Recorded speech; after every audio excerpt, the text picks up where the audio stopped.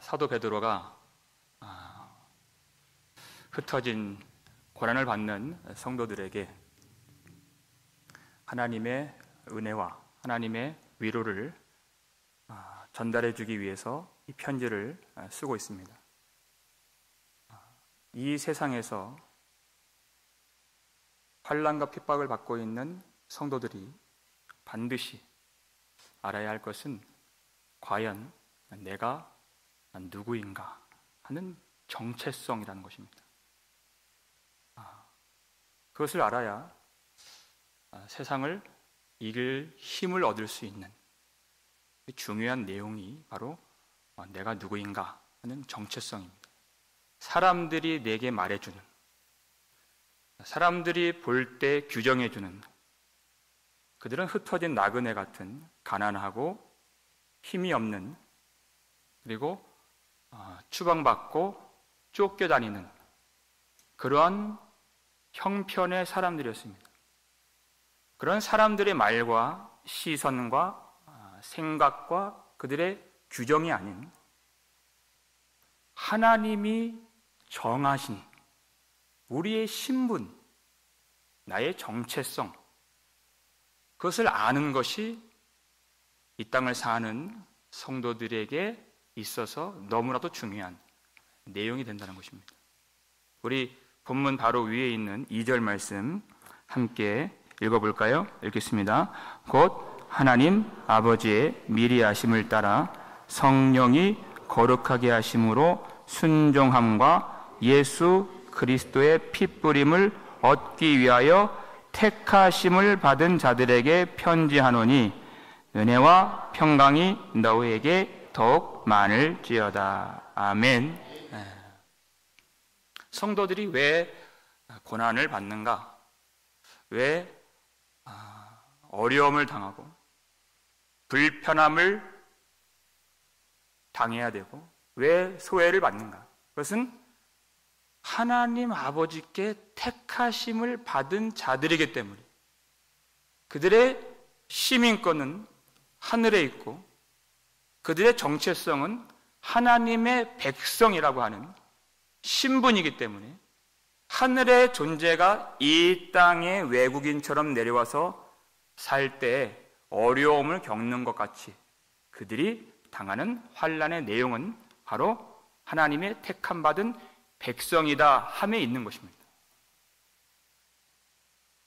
그것을 알아야, 그 정체성을 알아야 이 땅을 살아가는 믿음으로 살 수 있는 힘을 얻을 수 있는 것입니다.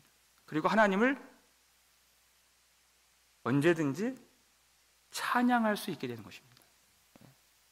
하나님의 미리 아심을 따라서 성령의 거룩하게 하심으로, 거듭나게 하심으로 순종함과 예수 그리스도의 핏부림을 얻기 위하여 택하심을 받은 자들이 그 놀라운 하나님의 은혜를 찬양할 수 있는 것입니다. 오늘 본문 3절 말씀입니다. 읽겠습니다. 우리 주 예수 그리스도의 아버지 하나님을 찬송하리로다. 그의 많으신 긍휼대로 예수 그리스도를 죽은 자 가운데서 부활하게 하심으로 말미암아 우리를 거듭나게 하사 산 소망이 있게 하시며. 아멘. 누가 하나님을 찬송할 수 있는가? 하나님을 아는 자들, 하나님을 바라보는 자들인 것입니다. 여러분, 하나님을 묵상하고 하나님을 주목하고 하나님을 바라보면 우리 모든 삶의 자리에서 감사의 찬송이, 감격의 찬송이 흘러나오게 될 줄로 믿습니다.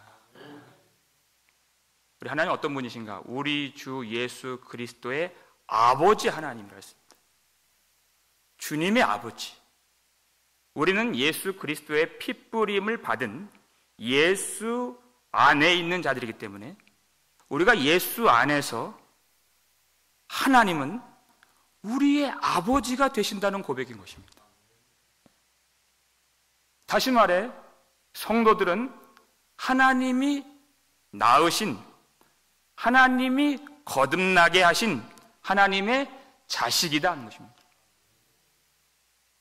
하나님이 어떻게 우리를 낳으셨습니까? 3절 말씀 보니까 그의 많으신 긍휼대로 이렇게 되어 있습니다. 하나님의 긍휼하심으로. 우리는 본래 하나님의 원수였고 사망 아래 놓여 있는 죽을 수밖에 없는 그런 존재였지만 하나님이 우리를 불쌍히 여겨주시고 우리를 구원해 주신 것입니다. 그 긍휼의 마음이 이사야 49장 15절에 나와 있습니다. 읽겠습니다. 여인이 어찌 그 젖먹는 자식을 잊겠으며 자기 태에서 난 아들을 긍휼히 여기지 않겠느냐? 그들은 혹시 잊을지라도 나는 너를 잊지 아니할 것이라. 아멘. 보통 자식을 낳은 어머니는 그 자식을 잊지 않습니다. 그러나 간혹 그 자식을 잊는, 버리는 부모도 간혹 있습니다. 죄인들이기 때문에 그렇습니다. 그러나 하나님은 그 자식들, 나는 너를 잊지 아니할 것이라 하셨습니다. 하나님이 절대 하실 수 없는 것, 하나님이 낳으신 자녀를 잊으시거나 그 자녀를 버리시는 일, 그것은 하나님이 결코 하실 수가 없는 그런 긍휼의 아버지십니다. 그 긍휼로서 사랑하는 자식들에게 가장 좋은 것을 주시는 아버지로서 베푸신 그 능력이, 은혜가, 선물이 무엇인가?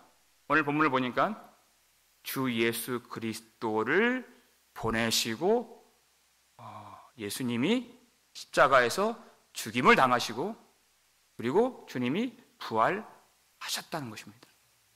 긍휼의 아버지께서 우리에게 주신, 우리에게 가장 필요하고 중요한 그 일이 바로 예수를 주신 일인 것입니다.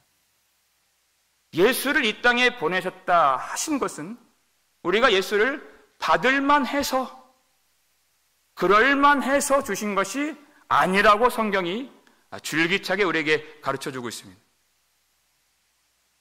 요한일서 4장 10절 말씀 보실까요? 읽겠습니다. 사랑은 여기 있으니 우리가 하나님을 사랑한 것이 아니요 하나님이 우리를 사랑하사 우리 죄를 속하기 위하여 화목제물로 그 아들을 보내셨습니다. 아멘. 우리가 하나님을 사랑한 것이 아니에요. 우리는 하나님을 기뻐하지 않았고 하나님을 사랑하지 않았고 하나님을 존중하지 않았고 하나님을 마음에 두지 않았습니다. 그럼에도 불구하고 하나님이 하나님의 많으신 긍휼대로 말할 수 없는 사랑과 그 크신 긍휼하심으로 예수를, 우리 죄를 대속해 주실 화목제물로 하나님이 우리에게 주신 것입니다. 하나님의 사랑이 그렇게 하신 것입니다. 그리고 예수님이 이 땅에서 십자가에서 죽임을 당하시고 하나님의 사랑이 예수님을 다시 부활하게 만드셨습니다. 예수님의 부활은 예수님이 홀로 다시 사신 부활이 아니라 예수님이 우리를 품으시사 우리가 그 안에서 예수와 함께 죽고 예수와 함께 다시 살게 되는 우리의 거듭남을 이루는 예수님의 부활하심이었다는 것입니다. 예수 그리스도 안에서 우리가 새로운 피조물이 되었다는 뜻입니다. 전에는 하나님의 원수였지만 이제는 하나님을 기쁘시게 하는 하나님의 자식이 되었다는 것입니다.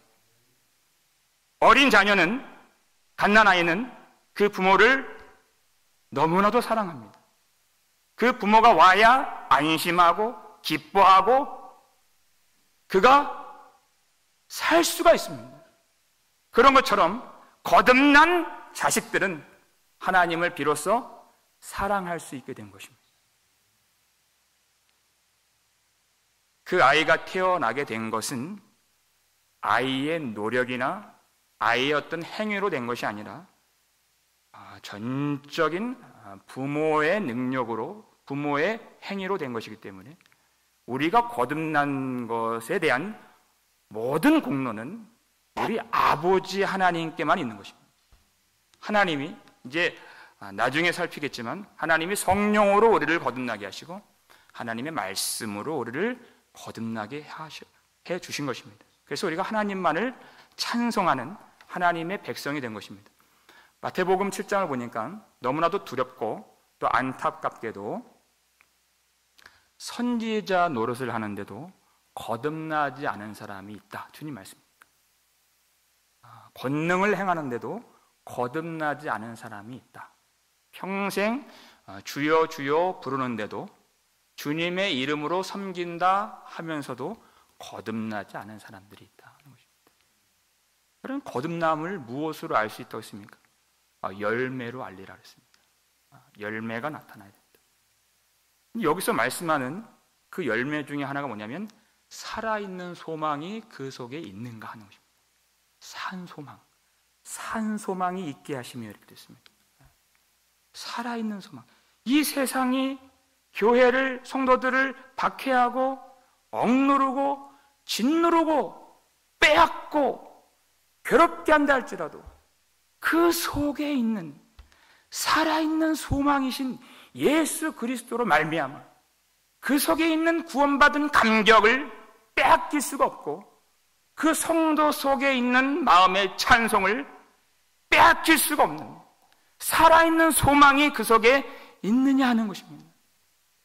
우리가 찬송가 370장 부를 때 주님을 찬송하면서 할렐루야 할렐루야 그 다음에 내 앞길 멀고 험해도 나 주님만 따라가리. 성도의 인생 결코 쉽지 않습니다. 내 앞길 멀고 험해도 할렐루야 그 찬송, 그 고난이, 그 억눌림이 그 찬송을 억누르지 못한다는 것입니다. 할렐루야 하는 찬송이 솟아날 수밖에 없는 그 속에 우리의 산 소망이신 예수 그리스도께서 계시기 때문에 하나님의 나라는 너희 안에 있느니라 말씀하셨기 때문에 그 생명을 누리고 있는 것입니다. 이 소망은 산 소망, 살아있는 소망입니다. 죽은 소망이 아닙니다. 우리가 힘들어할 때 어떤 사람이 와서 힘들지? 그러나 앞으로는 잘 될 거야 라고 말하는 그 위로는 고맙습니다. 그렇지만 힘이 없습니다. 거기에는. 왜냐하면 그 위로하는 그 사람 내일 앞날도 모르는 사람의 말이기 때문에 그렇습니다. 우리의 위로는 오로지 하나님의 말씀으로부터 오는 것입니다. 막연하게 뜬금없이 잘 될 거야가 아니에요. 하나님은 내가 경영하는 모든 것을 반드시 이루리라 말씀하신 분이십니다. 하나님의 약속은 완전한 하나님의 나라의 성취에 있는 것입니다. 완전한 하나님의 통치를 약속해 주셨습니다. 온전한 하나님과의 연합, 온전히 주님과의 교제를 누릴 수 있는 새 하늘과 새 땅을 주님이 약속해 주신 것입니다. 그것이 우리의 산 소망이 되는 것입니다. 그 보증이 우리가 믿을 수밖에 없고 기다릴 수밖에 없고 절망할 수 없고 낙심할 수 없도록 만들어주시는 그 보증이, 그 약속의 성취에 대한 그 보증이 무엇입니까? 고린도서 1장 보니까 바로 성령 하나님. 성령을 주셔서 그 약속을 믿을 수가 있고 고난이 가득한 우리의 현실, 눈물로 얼룩진 우리의 현실 속에서도 우리가 찬송을 부를 수 있는 이유는 우리 속에 성령이 계시기 때문이다 하는 것입니다. 약속의 보증이십니다. 그러니까 성령으로 거듭난 자들은 그 소망이 살아있는 소망이 될 것이고, 성령이 계시지 않는 자는 소망이 있다 하지만 그것은 죽은 소망이 되는 것입니다. 성령으로 거듭난 자만 살아있는 소망을 갖게 된다면 그들의 시선이 어디를 향하겠는가? 어디를 향하겠습니까? 하나님의 나라, 하늘을 바라보게 되는 것입니다. 4절 말씀 읽겠습니다. 썩지 않고 더럽지 않고 쇠하지 아니하는 유업을 잊게 하시나니 곧 너희를 위하여 하늘에 간직하신 것이라. 아멘. 어디에 간직해 주셨습니까? 너희를 위하여 하늘에 간직하신 것이라 했습니다. 썩지 않고 더럽지 않고 쇠하지 아니하는 유업을 잊게 하시나니 그랬어요. 이 땅에 있는 것들은 다 앞에 나오는 그런 내용들처럼 다 썩어질 것들이고 더럽혀질 것이고 또 없어질 것들이고 쇠하게 될 것이고 소멸하게 되는, 못 쓰게 되는 이 땅의 것들, 성도들을 추방했던 로마의 권력도 다 썩어질 것이고 역사가 그것을 증명해주고 있지 않습니까? 그들이 몰수당했던 돈도 힘도 다 썩어질 것들이에요. 금방 못 쓰게 될 것들 것입니다. 이 땅에 있는 것들이 다 그렇게 되는 것입니다. 언젠가 토요일에 주일 식사를 준비하는데 그중에 한 분이 저희 아내에게 사모님이 계속 교회에 이제 계실 거면 우리 아내가 거기서 주일학교 무슨 일을 했던 모양이에요. 지금 끓여놓은 국이 있는데 그 국통을 좀 냉장고에 넣어 주시겠어요? 이렇게 하신 거예요. 충분히 하실 수 있는 그런 부탁입니다. 문제는 부탁을 받으신 분께서 그것을 깜빡하고 이제 까먹으셨다는 거예요. 언제 다시 기억이 났느냐? 12시 한 반쯤, 이제 좀 있으면 이제 일부 예배가 이제 곧 시작이 되는데 그때 옷을 주섬주섬 입고 교회를 가겠다는 것입니다. 혼자 국통을 들 수 있을까? 보니까 국통을 못 들 것 같아요. 그래서 제가 같이 따라가서 같이 이제 국통을 냉장고에 집어넣어 주었습니다. 그 주일에 그 식사를 하시는 그 광경을 저만 알고 있죠. 제가 국통을 넣어서 이게 상하지 않고 맛있는 국이 되어서 이렇게 다 드시는 그 광경을 보고서 제가 얼마나 뿌듯했는지 모릅니다. 왜 12시 반에 새벽 1시가 가까이 오는데 갈 수밖에 없었습니까? 국이 금방 상할 수 있는 것을 알기 때문에 그렇습니다. 이 세상 모든 것들이 다 그렇습니다. 국 상하는 것은 아는데 이 땅에 있는 썩어질 것들 금방 없어지고 상하고 쇠하여지고 소멸될 것을 모른다면 그건 참 지혜가 없는 어리석은 모습일 것입니다. 금방 상해지는 것. 그러나 하나님이 우리에게 주신 그 유업은, 기업은 썩지 않을 것이다. 상하지 않을 것이고 더럽혀지지 않을 것이고 소멸되지 않을 것이다. 왜냐하면 그것은 이 땅에 있는 것이 아니라 하나님의 나라에 있는 것이기 때문에 그렇다. 예수 그리스도께서 살아계시기 때문에, 어제나 오늘이나 동일하시기 때문에, 영원토록 살아계시는 우리 주님이시기 때문에 주님으로 말미암는 우리의 기업도 영원히 살아있게 될 것이다, 그 뜻입니다. 예수님이 우리의 하나님의 나라가 되시기 때문에 그렇습니다. 그러나 성도들은 금방 낙심하고 오해합니다. 왜냐하면 고난이 있기 때문에 그렇습니다. 하나님이 나를 버리셨는가? 하나님이 왜 나를 생각하지 않으시는가? 라고 여기는 대목은 우리 인생이 쉽지 않기 때문에 그렇습니다. 정말 그럴까요? 그렇지가 않다는 것이죠. 로마서 8장 17절 말씀 읽겠습니다. 자녀이면 또한 상속자 곧 하나님의 상속자요 그리스도와 함께한 상속자니 우리가 그와 함께 영광을 받기 위하여 고난도 함께 받아야 할 것이니라. 아멘. 우리가 하나님의 자녀가 된 것은 예수 그리스도 안에서 하나님의 자녀가 되는 것이기 때문에 예수 그리스도의 길이 곧 우리의 길이 되었다는 것입니다. 예수의 십자가는 우리의 십자가가 되었고, 그리고 넘어 예수의 영광이 우리의 영광이 되었다는 것입니다. 예수님처럼 영광이 받기 위해서는 반드시 우리도 고난을 받아야 할 것이니라 그랬습니다. 그러니까 그 고난은 하나님이 우리를 버리셨다고 하는 증거가 아니라 그것이 완전히 뒤집어져서 이 말씀을 깨달으면 그 모든 육신의 생각들이 다 뒤집어지게 되는 것입니다. 그런 고난, 그런 여러 가지 어려움, 그리고 그 모든 낙심될 만한 그런 상황들이 오히려 우리가 예수 그리스도 안에서 하나님의 자녀가 되었다는 분명한 사실에 대한 증언으로서 우리에게 역사하고 있는 것입니다. 절대 낙심할 일이 아니라는 것입니다. 그러한 성도들, 하나님이 손으로 지으신 하나님의 나라를 받기로 예비된, 작정된, 성령으로 보증된 그 백성들, 하나님이 어떻게 하실까? 이 고난 충만한 이 세상을 살고 있는 그 성도들을 하나님이 어떻게 인도하실까? 하나님의 나라는 만들어 놓으셨는데 그 나라가 예비된 이 백성들을 어떻게 하실까? 너무나도 간단한 내용입니다. 그 하나님의 나라에 걸맞는 그 백성들을 하나님이 지켜 보호해 주시겠다는 것입니다. 오늘 5절 말씀, 오늘 결론입니다. 읽겠습니다. 너희는 말세에 나타내기로 예비하신 구원을 얻기 위하여 믿음으로 말미암아 하나님의 능력으로 보호하심을 받았느니라. 아멘.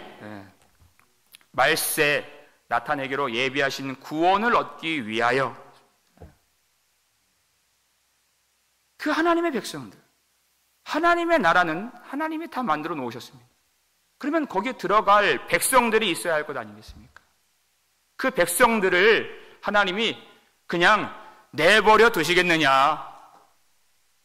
결코 그런 일은 일어나지 않습니다. 하나님의 나라가 있다면 그 나라에 들어갈, 그 나라를 상속받은 그 백성들까지도 하나님이 지켜 보호해 주신다는 뜻인 것입니다. 여러분, 성도들에게 얼마나 많은 미혹과 시험과 고난과 어려움과 유혹들이 있습니다. 베드로전서 5장 8절 보니까 근신하라 깨어라, 너희 대적 마귀가 우는 사자와 같이 두루다니며 삼킬 자를 찾고 있나니 그랬습니다. 사탄이 공중 권세를 잡은 마귀가 나라의 권력을 이용해서, 법과 질서를 이용해서, 이 세상 공중 권세 잡은 그 힘을 이용해서 교회를, 성도들을 위협하고 고난을 주고 옥에 가두고 목숨까지 빼앗는 그 반대의 경우도 있습니다. 오히려 예수님을 마귀가 시험했던 것처럼 세상 만국의 영광을 보여주면서 성공을 주고 부귀를 주고 영화를 주어서, 이 앞부분의 시험과 이 뒷부분의 유혹은 목적이 똑같습니다. 믿음을 저버리게 하는 것입니다. 주님을 향한 믿음을 버리게 하는 것입니다. 얼마나 많은 시험이 있습니까? 그러나 그 많은 시험과 유혹과 고난이 있다 할지라도 하나님이 그 백성들을 하나님의 능력으로 보호해 주신다는 것입니다. 오늘 우리가 이렇게 찬양하고 기도하고 말씀 앞에 설 수 있는 것도 하나님의 보호하심이, 하나님의 능력이 이러한 일들을 이루어 주신 것을 믿으시길 바랍니다. 믿음으로 말미암아 그랬습니다. 믿음으로 말미암아. 믿음이 없으면 하나님의 능력의 보호하심을 받을 수가 없는 것입니다. 그 믿음이란 오직 예수 그리스도를 바라보는 믿음인 것입니다. 우리를 위하여 십자가에서 죽으시고 영광의 보좌에 들어가신 예수 그리스도를 절실하게 의지하는 믿음인 것입니다. 믿음이 있다면 하나님이 그 능력으로 우리를, 성도들을 위로해 주시고 어디를 가든지 하나님의 능력의 팔로 붙들어 주시고 어느 순간이든지 하나님의 은혜 날개 아래에서 보호를 받게 해 주신다는 것입니다. 사도 바울이 3차 전도 여행을 마치고 예루살렘 성전에 들어갔는데 유대인들이 폭동을 일으키고 바울을 거의 죽을 정도로 때리고, 그 소동이 일어나서 로마 군대가 출동해서 바울이 감옥에 갇히게 되는, 결박되는 그날 밤에 우리 부활하신 주님이 그의 곁에 서서 바울아 담대하라. 내가 로마에 가기까지 내가 너와 함께 하리라 말씀하셨어요. 그냥 내버려 두지 않으십니다. 유라굴로 광풍에 의해서 그 바울이 탄 배가 다 부서질 때 그때도 마찬가지. 주님이 곁에 오셔서 바울아 두려워하지 말라. 내가 너를 지켜 가이사 앞에 서게 하리라. 하나님이 그에게 주신 그 영광의 목적과 사명을 완수할 수 있도록 그에 필요한 모든 능력과 힘과 위로를 하나님이 주신다는 것입니다. 하나님의 능력을 경험하지 못하는 것은, 하나님의 위로를 보지 못하는 것은 하나님의 능력이 부족하셔서가 아니라 우리 믿음이 없기 때문에 그렇습니다. 믿음으로 말미암아 하나님의 능력으로 보호하심을 받았느니라. 우리의 문제는 다른 데 있지 않습니다. 우리의 믿음 없음, 믿음의 부족함, 믿음의 결핍, 주님을 바라보지 아니하고 세상을 바라보고 세상 사람들의 말에 휘둘리는 그 믿음 없음에 우리의 문제가 있는 것입니다. 너무나도 감사하게도 하나님은 그 믿음을 도와주신다는 것입니다. 믿음을 도와주세요.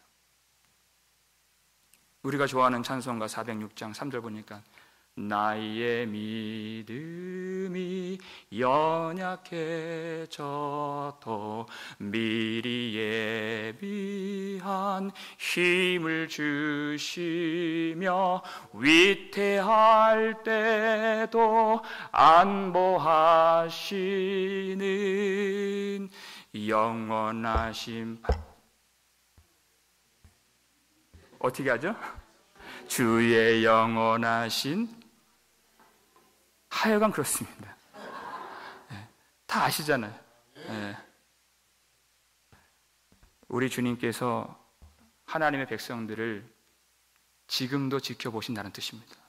네, 우리의 괴로움, 우리의 시험, 우리의 연약함까지 나의 형편, 그 세밀한 것 하나하나까지 주님이 모르지 않으십니다. 주님이 다 아시고 우리의 믿음 없는 것까지 도와주셔서 우리가 기도해야 될 때 기도하게 하시고 주님을 바라봐야 할 때 바라보게 하시고 실망할 때도 있고 낙심할 때도 있지만은 그때마다 주님이 우리를 붙들어 주셔서 결국은 영생을 주시기로 작정한 모든 자들이 하나도 빠짐없이 구원을 받도록 하나님이 지켜주심을 믿으시길 바랍니다. 여러분, 우리 인생은 그렇기 때문에 우리가 태어나기 전부터도 우리의 존재는 하나님의 은혜와 영광과 능력이 빼곡히 수놓아진 하나님의 능력의 십자수 같은 것이 우리의 인생인 것입니다. 지금은 그 그림이 뭔지 모르지만 십자수를 다 끝내고 그것을 뒤집어 보면 아름다운 그림이 나오는 것입니다. 지금은 읽어낼 수가 없습니다. 그러나 하나님 나라가 완성되는 그때 하나님의 은혜가 무엇이었고 하나님이 어떤 분이셨는가를 그분의 얼굴과 우리의 얼굴이 대면하여 보는 것처럼 분명하게 알 수 있을 줄 믿습니다. 그날까지 주님의 뜻이 완전히 이루어질 때까지 주의 영원한 팔을 의지하고 살아있는 소망을 마음에 품고 우리를 영원한 영광의 자리까지 붙들어 주시고 지켜주실 그 하나님을 사랑하며 영원토록 감사하고 영원토록 찬송하는 저 여러분 되시기를 주의 이름으로 축원합니다.